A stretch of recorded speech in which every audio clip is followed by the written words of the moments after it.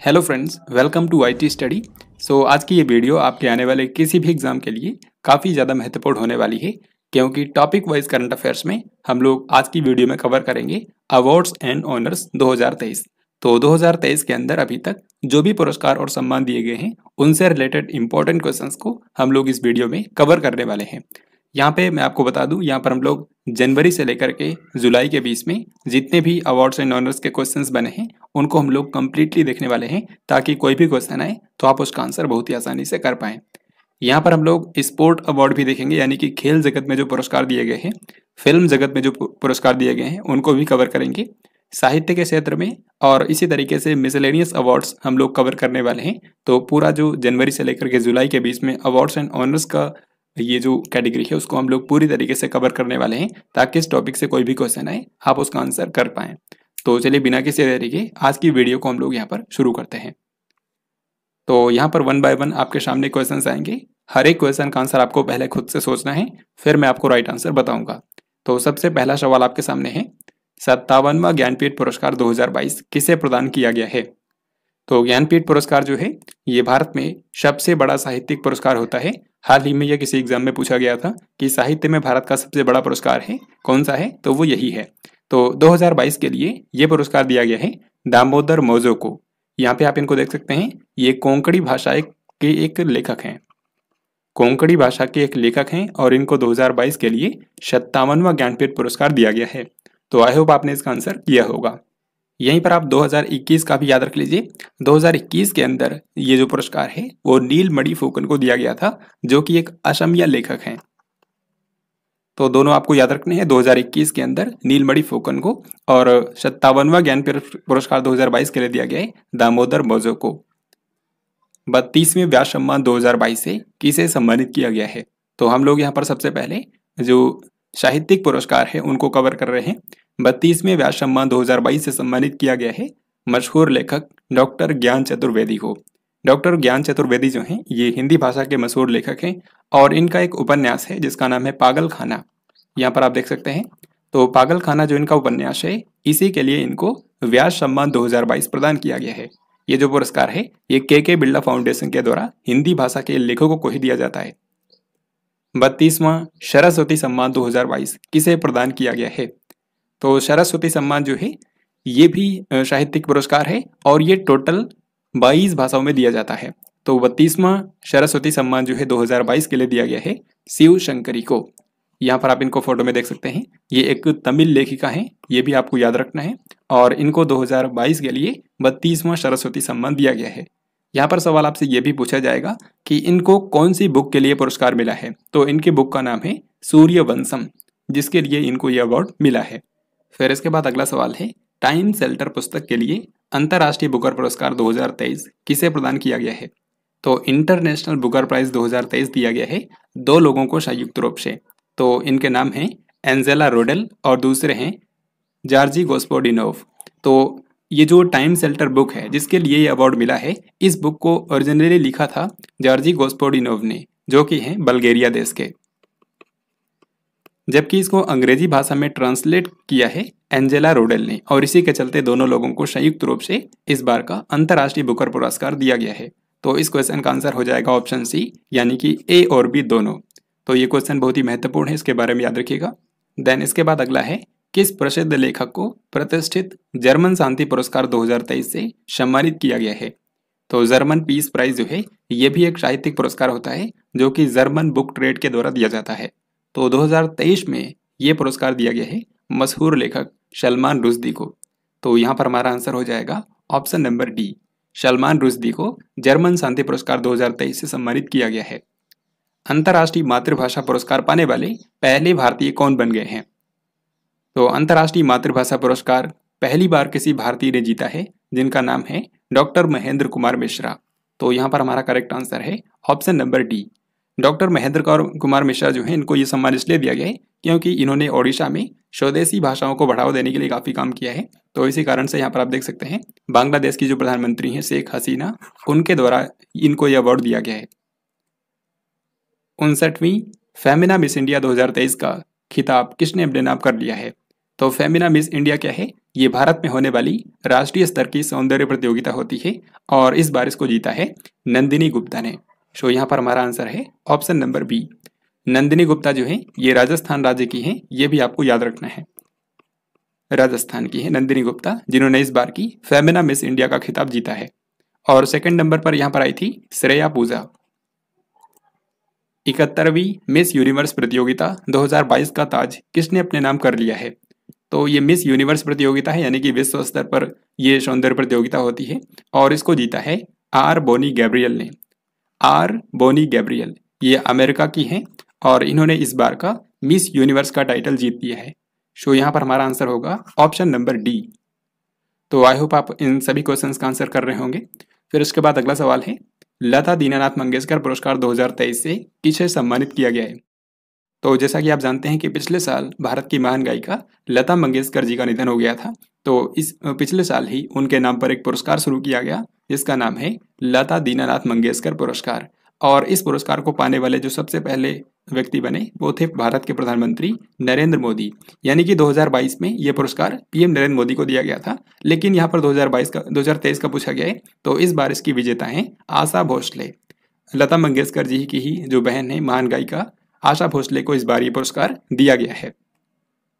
केरल केंद्रीय विश्वविद्यालय के द्वारा किस पूर्व एथलीट को डॉक्टरेट की मानद उपाधि से सम्मानित किया गया है? तो केरल की जो सेंट्रल यूनिवर्सिटी है इसने हाल ही में पहली बार किसी व्यक्ति को डॉक्टरेट की मानद उपाधि दी है और ये हैं पीटी उषा। पीटी उषा जो हैं ये केरल की ही एक मशहूर धाविका हैं और अभी के समय ये इंटरनेशनल जो ओलंपिक एसोसिएशन है उसकी अध्यक्ष भी हैं। तो पीटी उषा को डॉक्टरेट की मानद उपाधि दी गई है। जो हमारा आंसर है ऑप्शन नंबर बी। मई 2023 में किन दो देशों ने प्रधानमंत्री नरेंद्र मोदी को अपना सर्वोच्च सम्मान दिया है? तो मई 2023 में जो पीएम नरेंद्र मोदी हैं वो फिजी और पापुआ न्यू गिनी की यात्रा पर गए हुए थे। तो इन दोनों कंट्रीज ने ही अपने कंट्री का सर्वोच्च नागरिक सम्मान पीएम मोदी को दिया है। जो हमारा यहाँ पर आंसर हो जाएगा ऑप्शन नंबर बी। अब इन कंट्रीज का सर्वोच्च नागरिक सम्मान है कौन सा? तो यहाँ पर आप इसको देख सकते हैं। फिजी का सर्वोच्च नागरिक सम्मान है the companion of the order of Fiji और पापुआ न्यू गिनी का सर्वोच्च नागरिक सम्मान है grand companion of the order of लोगोहू। तो ये जो अवार्ड्स हैं ये पीएम मोदी को दिए गए हैं, ये आपको याद रखने हैं।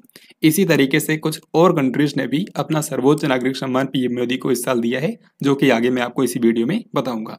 फिर इस क्वेश्चन में आपको बताना है, ईथरनेट के आविष्कार के लिए निम्न में से किसने एलन ट्यूरिंग अवार्ड 2022 जीता है? तो ईथरनेट का इस्तेमाल नेटवर्किंग में किया जाता है और इसके आविष्कार के लिए एलन ट्यूरिंग अवार्ड प्रदान किया गया है रॉबर्ट मैटकॉफ को। जो रॉबर्ट मैटकॉफ हैं ये एक अमेरिकी इंजीनियर हैं और इनको साल 2022 के लिए एलन ट्यूरिंग अवार्ड दिया गया है। यहाँ पे आपको बता दूं जो एलन ट्यूरिंग अवार्ड है इसको कंप्यूटिंग में नोबेल पुरस्कार भी कहा जाता है। तो ये बात भी याद रखिएगा, स्टैटिक जीके में ये क्वेश्चन पूछा जाता है। निम्न में से किस भारतीय अमेरिकी गणितज्ञ को सांख्यिकी में 2023 का अंतर्राष्ट्रीय पुरस्कार दिया जाएगा? तो भारतीय मूल के एक मशहूर अमेरिकी गणितज्ञ और सांख्यिकीविद हैं जिनका नाम है CR राव और CR राव को 2023 में सांख्यिकी का अंतर्राष्ट्रीय पुरस्कार दिया जाएगा। सो यहाँ पर करेक्ट आंसर है ऑप्शन ए। मैं आपको सारे इंपॉर्टेंट अवार्ड्स कराऊंगा जनवरी से लेकर के जुलाई के बीच में, तो बिल्कुल आपको इसी तरीके से ध्यान से देखते चलना है ताकि इस टॉपिक से हर एक क्वेश्चन का आंसर आप देखते ही कर पाएंगे। तो अगला सवाल आपके सामने है, सेंट्रल बैंकिंग अवार्ड्स 2023 में गवर्नर ऑफ द ईयर का पुरस्कार किसे दिया गया है? तो सेंट्रल बैंकिंग अवार्ड जो हैं ये हाल ही में लंदन के अंदर प्रदान किए गए थे और इसमें गवर्नर ऑफ द ईयर का जो अवार्ड है वो भारत की RBI के जो गवर्नर हैं यानी कि शक्तिकांत दास, उनको प्रदान किया गया है। तो यहाँ पर हमारा आंसर है ऑप्शन नंबर डी यानी कि शक्तिकांत दास। आपको कमेंट बॉक्स में लिखकर बताना है कि शक्तिकांत दास कब से RBI के गवर्नर हैं, यानी कि कौन से साल में ये RBI के गवर्नर बने थे। संगीत कलानिधि पुरस्कार 2023 के लिए किसे चुना गया है?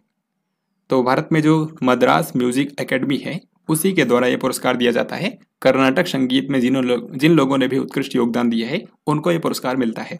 तो इस बार का संगीत कलानिधि पुरस्कार जो है वो बॉम्बे जयश्री को दिया गया है, जो कि एक कर्नाटक गायिका हैं। सो यहाँ पर हमारा आंसर है ऑप्शन नंबर ए। और इसी तरीके से जो मद्रास म्यूजिक एकेडमी है वो एक और अवार्ड देता है नृत्य कलानिधि पुरस्कार। नृत्य कलानिधि पुरस्कार, और ये किसको दिया गया है? ये 2023 में दिया गया है वसंत लक्ष्मी नरसिम्हाचारी को, जो कि भरतनाट्यम और कुचिपुड़ी की मशहूर डांसर हैं, तो इनको नृत्य कला निधि पुरस्कार 2023 दिया गया है। भारतीय मूल के किस व्यक्ति ने कंप्यूटर साइंस का प्रतिष्ठित मार्कोनी पुरस्कार 2023 जीता है? तो मार्कोनी पुरस्कार क्या है? ये कंप्यूटर साइंस में दिया जाता है, कंप्यूटर विज्ञान के क्षेत्र में, और इस बार ये भारतीय मूल के एक व्यक्ति को मिला है जिनका नाम है हरि बालकृष्णन। हरि बालकृष्णन जो है अमेरिका में जो MIT है, यानी कि मैसाचुसेट्स इंस्टीट्यूट ऑफ टेक्नोलॉजी, उसके ये प्रोफेसर हैं, वहाँ पे कंप्यूटर साइंस के ये प्रोफेसर हैं। फिर ये क्वेश्चन बहुत ही महत्वपूर्ण है। यहाँ पर आपको बताना है कि गणित के लिए एबेल पुरस्कार 2023 किसे प्रदान किया गया है? तो बताइए इसका क्या आंसर होगा। तो सबसे पहले आपको बता दूं कि एबेल पुरस्कार जो है इसको गणित यानी कि मैथमेटिक्स का नोबेल पुरस्कार भी कहा जाता है। तो साल 2023 के लिए गणित के क्षेत्र में ये जो एबेल पुरस्कार है वो दिया गया है लुइस कैफेरेली को। लुइस कैफेरेली ये कहाँ से हैं? ये भी अमेरिका से ही है, अमेरिका के मशहूर गणितज्ञ हैं, तो इनको एबेल पुरस्कार दिया गया है। निम्न में से कौन से केंद्रीय मंत्रालय को पोर्टर पुरस्कार 2023 प्राप्त हुआ है? पोर्टर पुरस्कार 2023 प्राप्त हुआ है स्वास्थ्य और परिवार कल्याण मंत्रालय को। इसको ये पुरस्कार क्यों दिया गया है? क्योंकि इसने कोविड-19 महामारी और कोविड-19 के दौरान वैक्सीनेशन जो प्रोग्राम चलाया गया था उसको बेहतरीन तरीके से मैनेज किया, जिसके चलते भारत के स्वास्थ्य और परिवार कल्याण मंत्रालय को पोर्टर पुरस्कार 2023 प्राप्त हुआ है। तो यहाँ पर हमारा आंसर है ऑप्शन डी। कमेंट बॉक्स में लिखकर यहाँ पर आपको बताना है कि भारत के स्वास्थ्य और परिवार कल्याण मंत्री कौन हैं।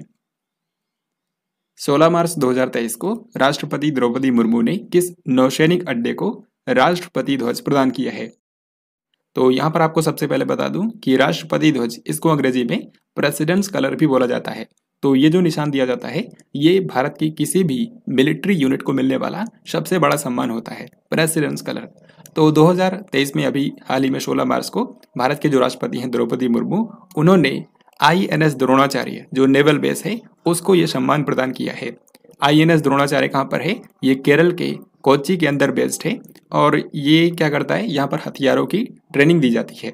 तो INS द्रोणाचार्य जो नेवल बेस है उसको प्रेसिडेंट्स कलर से सम्मानित किया गया है।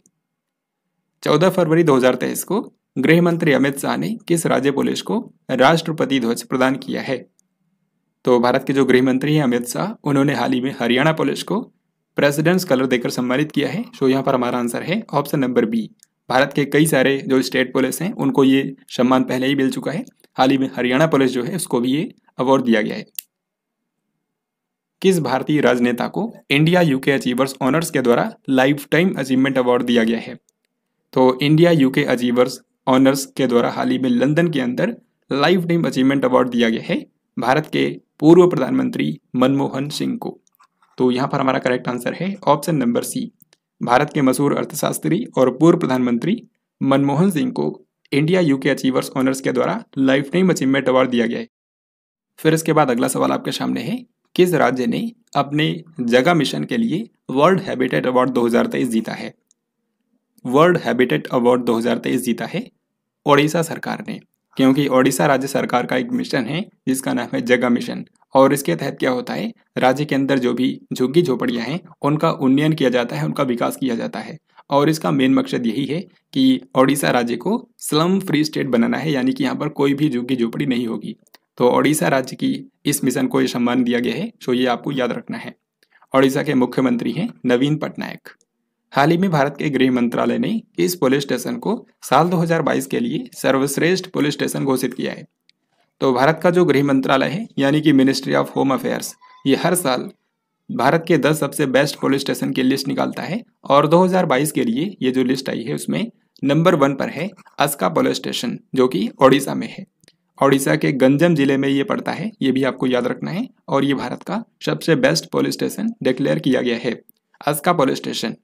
और यहीं पर आपको एक और चीज़ बता दूं, ओडिशा का जो गंजम जिला है ये सर्वश्रेष्ठ जल संरक्षण के लिए इसको नेशनल वाटर अवार्ड दिया गया है। हाल ही में 4th नेशनल वाटर अवार्ड दिए गए थे, उसमें बेस्ट डिस्ट्रिक्ट अवार्ड जीता है ओडिशा के गंजम जिले ने। तो ये दोनों बातें आपको याद रखनी है। सुभाष चंद्र बोस आपदा प्रबंधन पुरस्कार 2023 के लिए किस संस्था को चुना गया है?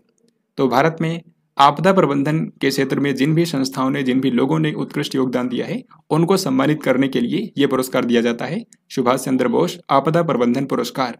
और ये कब दिया जाता है? सुभाष चंद्र बोस जी की जो जयंती होती है यानी कि 23 जनवरी को, उसी दिन हर साल दिया जाता है।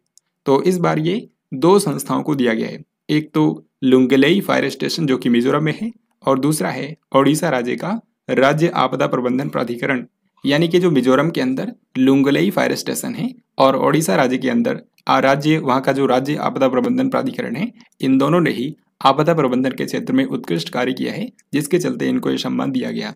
तो करेक्ट आंसर हो जाएगा ऑप्शन सी, यानी कि उपरोक्त दोनों को। यहाँ पे कमेंट बॉक्स में आपको लिखकर बताना है कि सुभाष चंद्र बोस जी की जो जयंती होती है 23 जनवरी, उसको किस रूप में मनाया जाता है, ये आपको कमेंट बॉक्स में लिखकर बताना है। 74वें गणतंत्र दिवस परेड 2023 में राज्यों और केंद्र शासित प्रदेशों के बीच में सर्वश्रेष्ठ झांकी का पुरस्कार किसको दिया गया है? तो इस बार की जो 74वीं गणतंत्र दिवस परेड के अंदर झांकियां निकाली गई थी, उसमें से सबसे बेस्ट झांकी का अवार्ड दिया गया है उत्तराखंड की झांकी को। तो यहाँ पर हमारा आंसर हो जाएगा ऑप्शन नंबर सी, उत्तराखंड की झांकी को बेस्ट झांकी का अवार्ड दिया गया है। और कमेंट बॉक्स में लिखकर यहाँ पर आपको ये बताना है कि 74वें गणतंत्र दिवस परेड के लिए मुख्य अतिथि के रूप में किसको इनवाइट किया गया था। ये आगे मैं आपको इसी वीडियो में बताऊंगा, लेकिन अभी के लिए आपको कमेंट बॉक्स में लिखकर इसका आंसर बताना है। मई 2023 में किस उद्योगपति को फ्रांस के सर्वोच्च सम्मान Knight of the Legion of Honour से सम्मानित किया गया है? तो फ्रांस का जो सर्वोच्च नागरिक सम्मान है लीजन ऑफ ऑनर, वो हाल ही में दिया गया है एन चंद्रशेखरन को। एन चंद्रशेखरन के बारे में आपको पता होगा, ये भारत के मशहूर उद्योगपति हैं और जो टाटा सन्स है, टाटा सन्स के वर्तमान ये अध्यक्ष हैं। तो इनको फ्रांस का सर्वोच्च सम्मान दिया गया है। UNESCO Guillermo canoe press freedom award 2023 से किसे सम्मानित किया गया है? तो यूनेस्को के द्वारा हर साल जिन भी लोगों ने निडर होकर उत्कृष्ट पत्रकारिता की है, ऐसे लोगों को Guillermo canoe press freedom award दिया जाता है। और 2023 के लिए ये जो अवार्ड है वो 3 ईरान की महिला पत्रकारों को दिया गया है और ये आज के समय जेल में बंद हैं। तो ये 3 जो महिला पत्रकार हैं उनके नाम क्या हैं? नीलोफर हमीदी, इलाहे मोहम्मदी और नरगिस मोहम्मदी। तो यहाँ पर हमारा आंसर होगा ऑप्शन डी, यानी कि उपरोक्त सभी। तो ये सभी के सभी ईरान से हैं, ये आपको याद रखना है। राजा राम मोहन राय पुरस्कार 2023 किसे प्रदान किया गया है?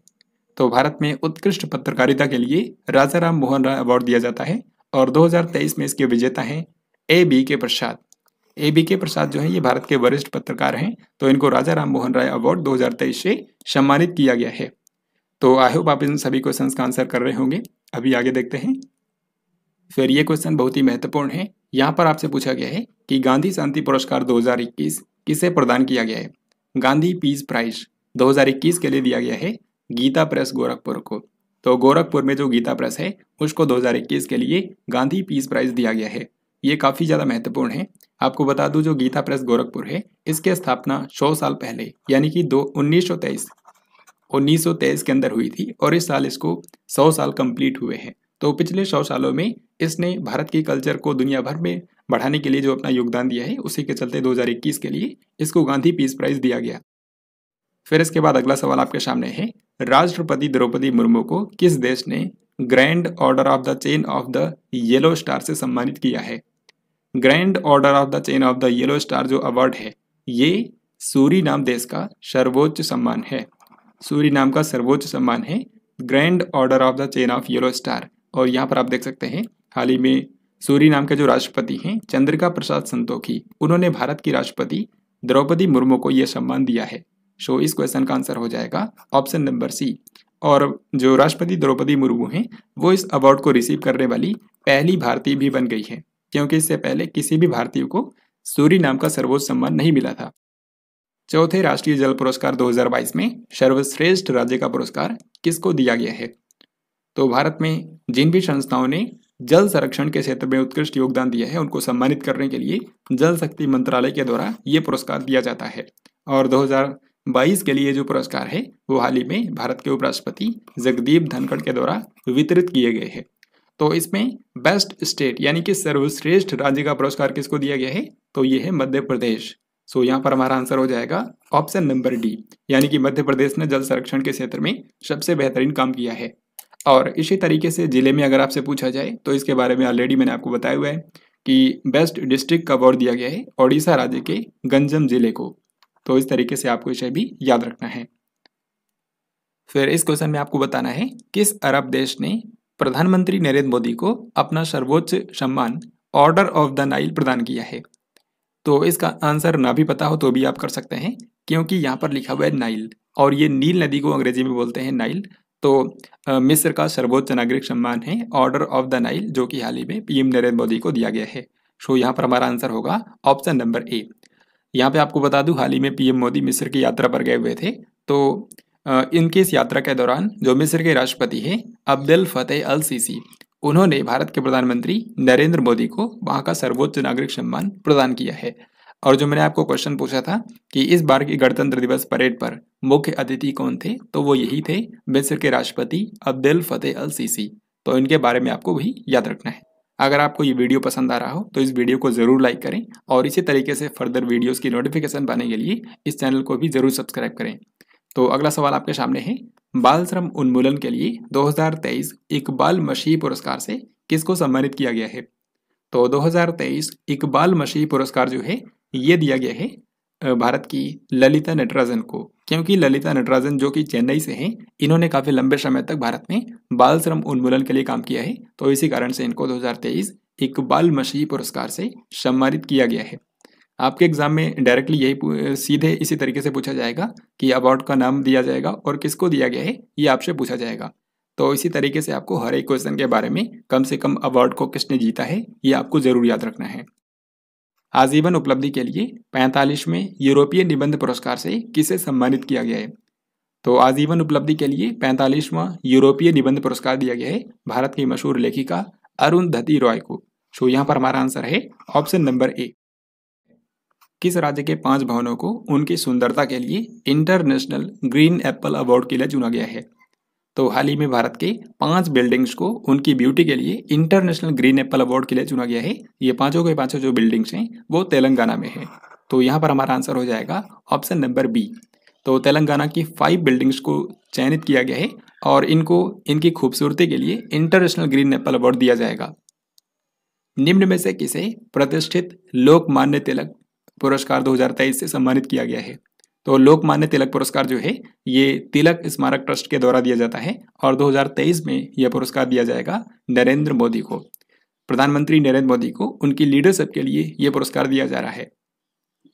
देन इसके बाद नेक्स्ट क्वेश्चन है, 14 जुलाई 2023 को किस देश ने पीएम नरेंद्र मोदी को the Grand Cross of the Legion of Honour से सम्मानित किया है।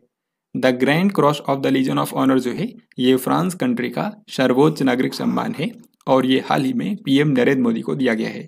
पीएम मोदी 14 जुलाई को फ्रांस की यात्रा पर गए हुए थे, क्योंकि वहां पर जो बेस्टिल डे परेड हुई थी उसमें पीएम मोदी को इनवाइट किया गया था। तो उसी कारण से पीएम मोदी ने वहां पर विजिट किया और इनको फ्रांस का सर्वोच्च नागरिक सम्मान दिया गया है। फ्रांस के जो राष्ट्रपति हैं इमैनुअल मैक्रोन, उन्होंने ही इनको ये अवार्ड दिया है।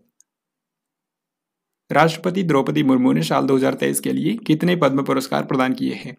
तो 2023 के पद्म अवार्ड्स की यहाँ पर बात हो रही है। तो टोटल पद्म अवार्ड्स की बात करें तो 106 दिए गए हैं। सो यहाँ पर हमारा आंसर है ऑप्शन नंबर ए। इनमें पद्म विभूषण, पद्म भूषण और पद्मश्री भी शामिल हैं। तो पद्म विभूषण जो कि देश का दूसरा सर्वोच्च सम्मान है, इनमें टोटल 6 लोगों को यह अवार्ड दिया गया है। फिर पद्म भूषण जो है वो टोटल 9 लोगों को दिया गया है और पद्मश्री जो है बाकी 91 लोगों को दिया गया है। तो इस तरीके से आपको इसे याद रखना है। अब इसमें जो पद्म विभूषण के विजेता हैं टोटल 6, इनके बारे में आपको जरूर याद रखना है। तो आइए हम लोग इनको देखते हैं। तो ये चीज़ मैंने आपको बता दी है कि 6 पद्म विभूषण, 9 पद्म भूषण और 91 पद्मश्री के इस बार विजेता हैं। तो इसमें हम लोग पद्म विभूषण के 6 विजेताओं के बारे में देखते हैं। एक तो इसमें से है बालकृष्ण दोषी, जो कि भारत के मशहूर वास्तुकार थे। इनकी डेथ हो गई थी तो इनको मरणोपरांत पुरस्कार दिया गया है।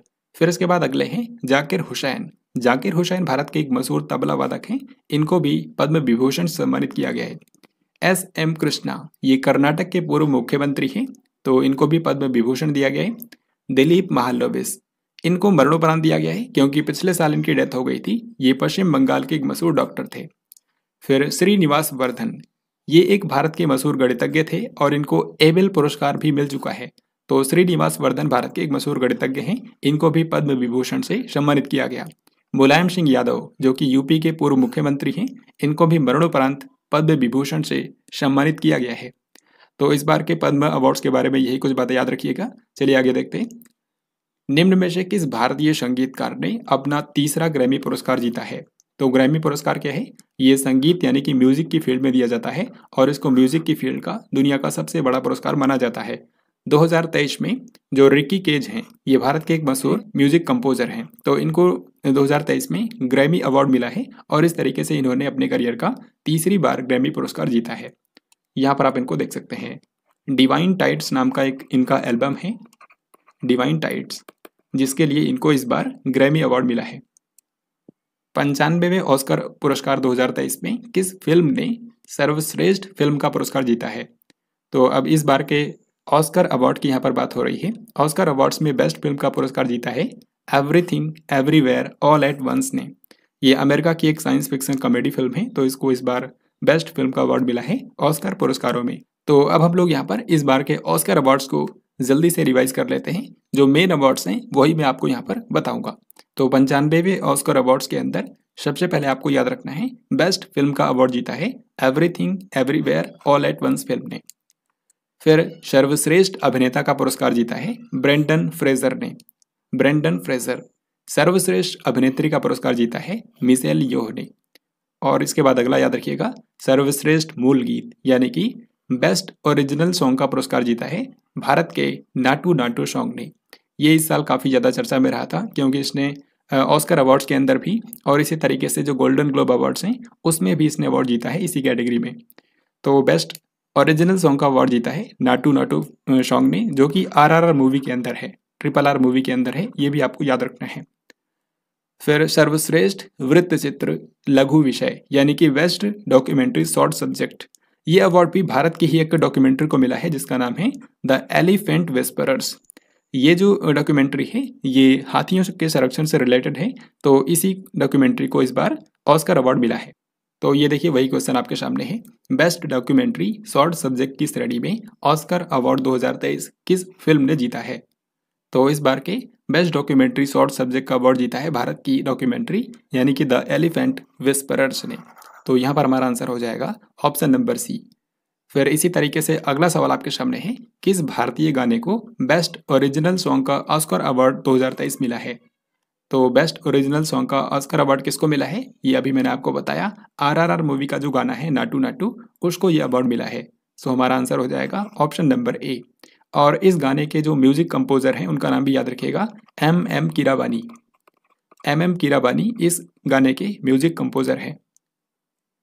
76वें बाफ्टा अवार्ड्स 2023 में सर्वश्रेष्ठ फिल्म का पुरस्कार किस फिल्म को दिया गया है? तो बाफ्टा अवार्ड जो होते हैं ये ब्रिटेन के अंदर दिए जाते हैं, जबकि ऑस्कर जो मैंने इससे पहले बताया वो अमेरिका के अंदर दिए जाते हैं। तो बाफ्टा अवार्ड्स के अंदर बेस्ट फिल्म का अवार्ड जीता है all quite on the western front movie ने। तो यहाँ पर आंसर हो जाएगा ऑप्शन नंबर सी। तो इसी तरीके से हम लोग बाफ्टा अवार्ड्स को भी रिवाइज कर लेते हैं। यहाँ पर आपके सामने है 76वां ब्रिटिश एकेडमी फिल्म अवार्ड्स, या फिर इसी को शॉर्ट में बाफ्टा अवार्ड्स भी बोलते हैं। तो इसमें सर्वश्रेष्ठ फिल्म का पुरस्कार जीता है all quite on the western front film ने। फिर सर्वश्रेष्ठ अभिनेता का पुरस्कार जीता है ऑस्टिन बटलर ने। और सर्वश्रेष्ठ अभिनेत्री का पुरस्कार जीता है केट ब्लैंचेट ने। यहाँ पर आपको बता दूं, आगे जो मैं आपको गोल्डन ग्लोब अवार्ड्स बताऊंगा उनमें ये दोनों जो अवार्ड्स हैं, बेस्ट एक्टर और बेस्ट एक्ट्रेस, ये दोनों सेम हैं, तो यहीं से आप उसको भी याद कर सकते हैं। 80वें गोल्डन ग्लोब अवार्ड्स 2023 में किस गीत ने सर्वश्रेष्ठ मूल गीत का पुरस्कार जीता है? 80वें गोल्डन ग्लोब अवार्ड्स के अंदर बेस्ट ओरिजिनल सॉन्ग का पुरस्कार कौन से गाने को मिला है? तो ये मैं आपको बता चुका हूँ, आंसर है ऑप्शन ए यानी कि नाटू नाटू। और यहाँ पर आप जिनको देख रहे हैं ये हैं नाटू नाटू सॉन्ग के म्यूजिक कंपोजर यानी कि MM कीरावानी, जिन्होंने अवार्ड को रिसीव किया है। तो गोल्डन ग्लोब अवार्ड्स को भी हम लोग रिवाइज कर लेते हैं। 80वें गोल्डन ग्लोब अवार्ड्स के बारे में सबसे पहली बात आपको याद रखनी है, इस बार की बेस्ट फिल्म है द फेबलमैन्स। सर्वश्रेष्ठ अभिनेता का पुरस्कार जीता है ऑस्टिन बटलर ने, जैसा कि मैं आपको बता चुका हूँ। और बेस्ट एक्ट्रेस का अवार्ड जीता है केट ब्लैंचेट ने। फिर इसके बाद ये मैं आपको मैंने बताया है कि बेस्ट ओरिजिनल सॉन्ग का पुरस्कार जीता है नाटू नाटू सॉन्ग ने। तो इतनी बातें आपको इस बार के गोल्डन ग्लोब अवार्ड्स के बारे में याद रखनी है। तो अभी तक मैं आपको बता रहा था अंतर्राष्ट्रीय स्तर के जो फिल्म अवार्ड्स दिए गए हैं उनके बारे में। अब इसी तरीके से भारत में राष्ट्रीय स्तर पर जो पुरस्कार दिए गए हैं फिल्म जगत में, उनके बारे में देखते हैं। दादा साहेब फाल्के अंतर्राष्ट्रीय फिल्म महोत्सव 2023 में किस फिल्म ने सर्वश्रेष्ठ फिल्म का पुरस्कार जीता है? तो दादा साहेब फाल्के अंतर्राष्ट्रीय जो फिल्म महोत्सव होता है इसमें बेस्ट फिल्म का अवार्ड जीता है द कश्मीर फाइल्स ने। तो यहाँ पर हमारा आंसर हो जाएगा ऑप्शन नंबर डी। तो इस अवार्ड्स के बारे में जो मेन पुरस्कार दिए गए हैं उनके बारे में देखते हैं। दादा साहेब फाल्के अंतर्राष्ट्रीय फिल्म महोत्सव में बेस्ट फिल्म का अवार्ड जीता है द कश्मीर फाइल्स ने। फिर सर्वश्रेष्ठ अभिनेता का पुरस्कार किसको दिया गया है? रणबीर कपूर को। ब्रह्मास्त्र जो मूवी आई थी उसमें अभिनय के लिए इनको ये पुरस्कार दिया गया है। फिर सर्वश्रेष्ठ अभिनेत्री का पुरस्कार जीता है आलिया भट्ट ने। इनको गंगूबाई काठियावाड़ी जो फिल्म है उसके लिए पुरस्कार दिया गया है। और यहीं पर आपको एक महत्वपूर्ण बात बता दूं, आगे मैं आपको जो भी राष्ट्रीय पुरस्कार बताऊंगा उन सभी में बेस्ट एक्ट्रेस का अवार्ड इन्होंने ही जीता है, आलिया भट्ट ने। तो इस तरीके से आपको याद रखने में आसानी होगी। फिर international film of the year यानी कि जो फिल्म अंतर्राष्ट्रीय स्तर पर भारत की सबसे ज्यादा चर्चा में रही वो थी RRR। 68वें फिल्म फेयर अवार्ड्स 2023 में सर्वश्रेष्ठ फिल्म का पुरस्कार किसने जीता है? तो यहाँ पर फिल्म फेयर अवार्ड्स की बात हो रही है। फिल्म फेयर अवार्ड्स 2023 के अंदर बेस्ट फिल्म का अवार्ड जीता है गंगूबाई काठियावाड़ी ने। तो यहाँ पर हमारा आंसर हो जाएगा option number D. Option number D यहाँ पर करेक्ट हो जाएगा। तो इसी के साथ हम लोग 68वें फिल्म फेयर अवार्ड के बारे में रिवाइज करते हैं। तो यहाँ पर आप देखिए सर्वश्रेष्ठ फिल्म का पुरस्कार जीता है गंगूबाई काठियावाड़ी फिल्म ने। सर्वश्रेष्ठ अभिनेता का पुरस्कार जीता है राजकुमार राव ने। इनको बधाई दो फिल्म के लिए दिया गया है।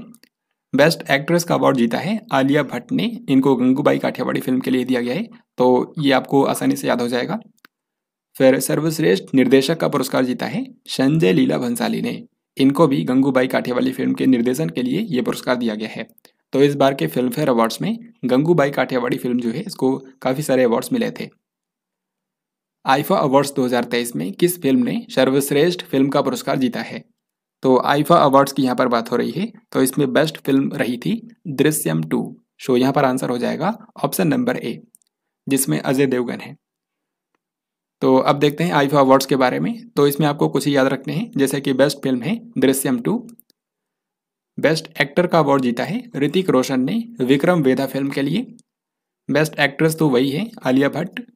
फिर इसके बाद बेस्ट डायरेक्टर कौन है? आर माधवन, जिन्होंने रॉकेटरी फिल्म बनाई थी। उनको आईफा अवार्ड्स के अंदर बेस्ट डायरेक्टर का अवार्ड मिला है। फिर अब हम इस वीडियो के अगले सेक्शन पर आ चुके हैं। यहाँ पर हम लोग खेल जगत में दिए गए पुरस्कारों के बारे में कवर करेंगे। जो सबसे महत्वपूर्ण हैं उन्हीं के बारे में मैं आपको बताऊंगा। तो आइए देखते हैं। Laureus world sports man of the year 2023 का पुरस्कार किसने जीता है? तो ये जो लॉरियस वर्ल्ड स्पोर्ट अवार्ड होता है इसको खेल जगत में दुनिया का सबसे बड़ा पुरस्कार माना जाता है। और 2023 में दुनिया के जो सबसे बेस्ट पुरुष खिलाड़ी चुने गए हैं उनका नाम है लियोनेल मेसी। लियोनेल मेसी के बारे में आप सभी जानते हैं कि ये अर्जेंटीना के एक फुटबॉल खिलाड़ी हैं। तो इनको Laureus world sports man of the year का पुरस्कार मिला है। इसी तरीके से महिलाओं में भी अवार्ड दिया गया है। तो आपसे पूछ सकते हैं कि Laureus world sports woman of the year का पुरस्कार किसने जीता है?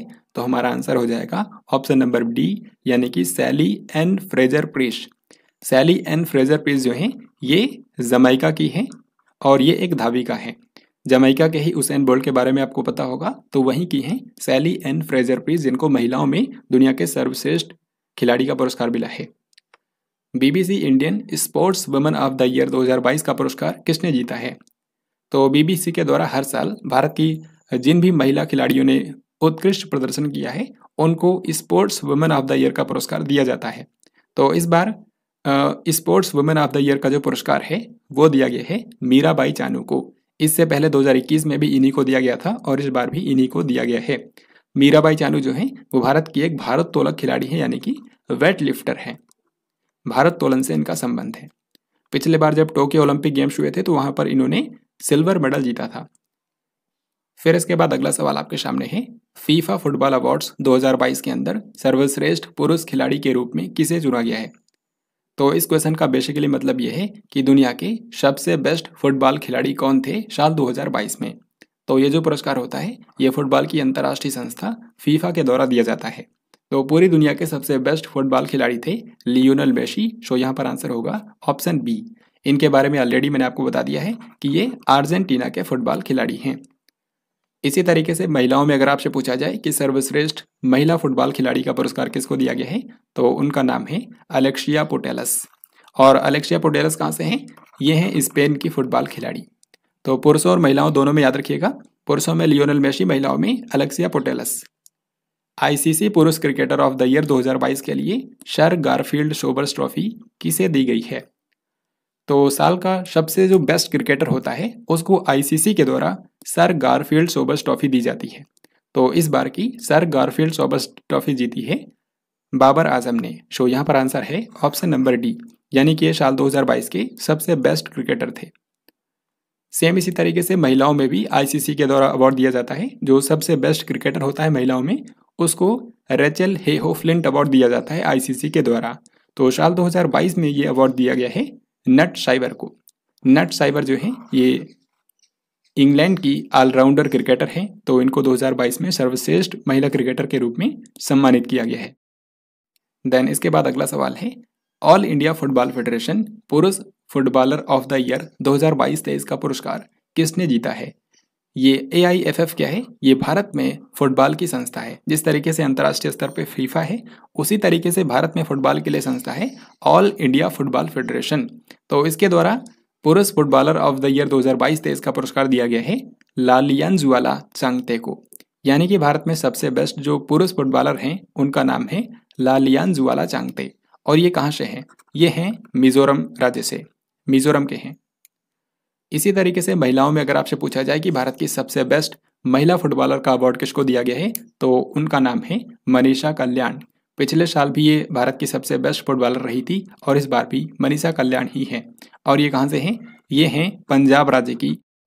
तो फ्रेंड्स, इस तरीके से आज की इस वीडियो के अंदर हम लोगों ने जनवरी से लेकर के जुलाई तक के अवार्ड्स एंड ऑनर्स से रिलेटेड जितने भी इंपॉर्टेंट क्वेश्चन हो सकते थे उन सभी को हम लोगों ने कवर कर लिया है। आने वाले समय में जितने भी एग्जाम हैं, हर एक एग्जाम के लिए वीडियो महत्वपूर्ण है, तो इस वीडियो को 1 से 2 बार आप जरूर देखें। साथ ही में आप इसके नोट्स जरूर बनाएं ताकि एग्जाम टाइम में आप इसको आसानी से रिवाइज कर पाएं। तो आई होप कि आपको आज का ये वीडियो पसंद आया होगा। अगर आपको ये वीडियो पसंद आया है तो इस वीडियो को लाइक और शेयर जरूर करें। साथ ही कमेंट बॉक्स में लिख करके बताएं कि ये वीडियो कैसा लगा।